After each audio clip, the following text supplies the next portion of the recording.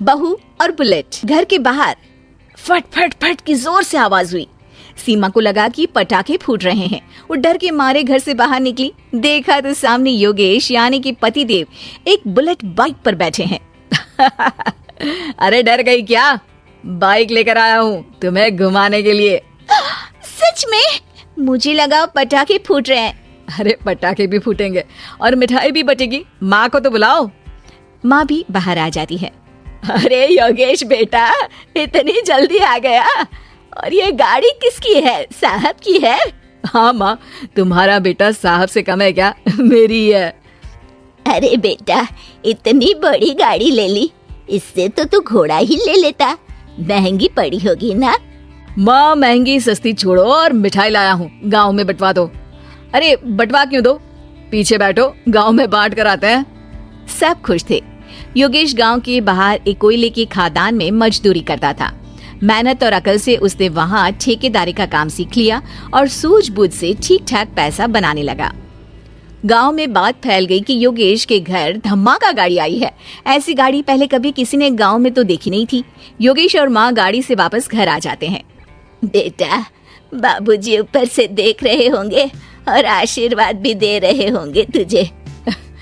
वो होते तो उनको भी घुमाता माँ। पूरे गांव में नाच नाच के मिठाई बांटने जाते।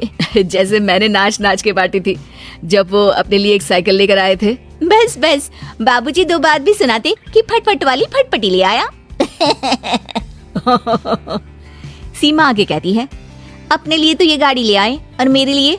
अरे ये गाड़ी तुम्हारे लिए ही तो है। पक्का मेरे लिए है? अरे पक्का तुम्हारे लिए है।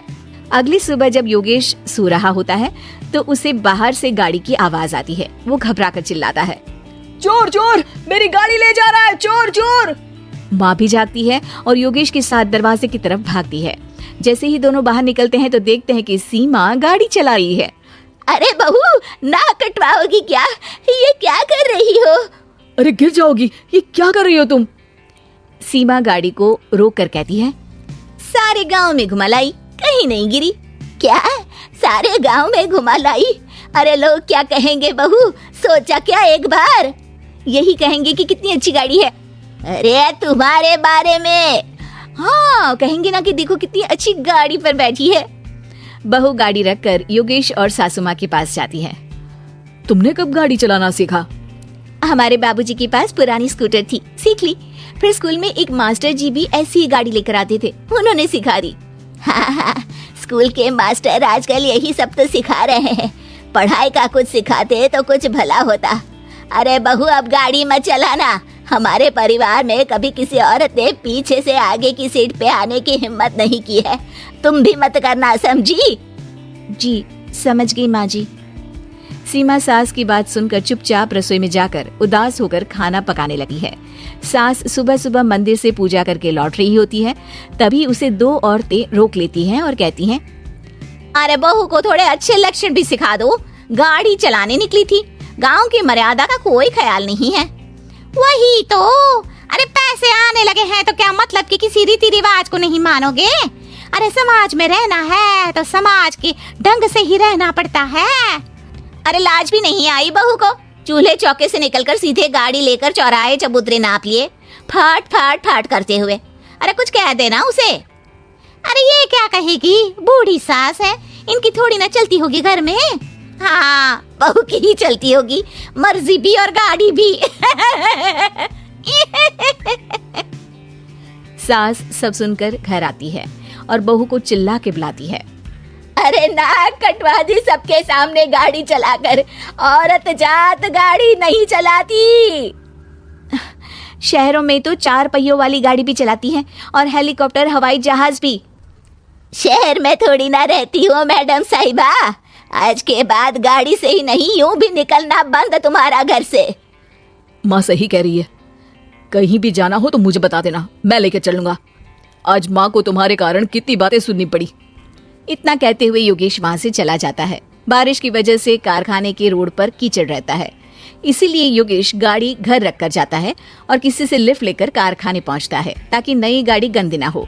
लेकिन शाम को इतनी तेज बारिश होती है कि उसे वापस आने का कोई साधन ही नहीं मिलता।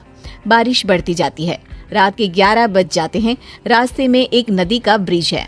अगर उस पर पानी आ गया तो योगेश कारखाने में ही फंस जाएगा। पूरी रात भूखे प्यासे बितानी पड़ेगी। घना अंधेरा, बिजली की कड़कड़ाहट और तेज बारिश। राजेश डर भी रहा था, ठंड से कांप भी रहा था। तभी उसे रोड से आती हुई एक रोशनी दिखती है। वो देखता है कि उसके सामने एक बाइक आकर खड़ी हुई है। वो ऊपर वाले को धन्यवाद देकर उस बाइक वाले आदमी की तरफ बढ़ता है, पर पास जाकर देखता है तो भौचक्का रह जाता है। सीमा, तुम यहाँ इतनी बारिश में गाड़ी पर? पहले बैठो तो, नदी ब्रिज पे आ जाएगी तो जाना मुश्किल हो जाएगा। योगेश गाड़ी के पीछे बैठता है। सीमा गाड़ी चला रही है। मैंने तो तुमको पहचाना ही नहीं। गाड़ी की आवाज तो पहचानी होगी ना? अरे पर मुझे नहीं पता था कि तुम आओगी। अच्छा किया कि तुम आ गई। माँ नहीं आने दे रही थी, पर हमेशा पति पत्नी की रक्षा थोड़ी ना करेगा, पत्नी को भी तो करनी चाहिए। योगेश को सुबह अपने किए पर पछतावा होता है। उसकी आंख में आंसू आ गए जो बारिश की बूंदों में बह गए थे। उसके बाद सीमा को सास ने और योगेश ने खुशी खुशी समाज की सीमा लांघने की मंजूरी दे दी। अब वो जहां भी जाती फट फट फट गाड़ी पे ही जाती।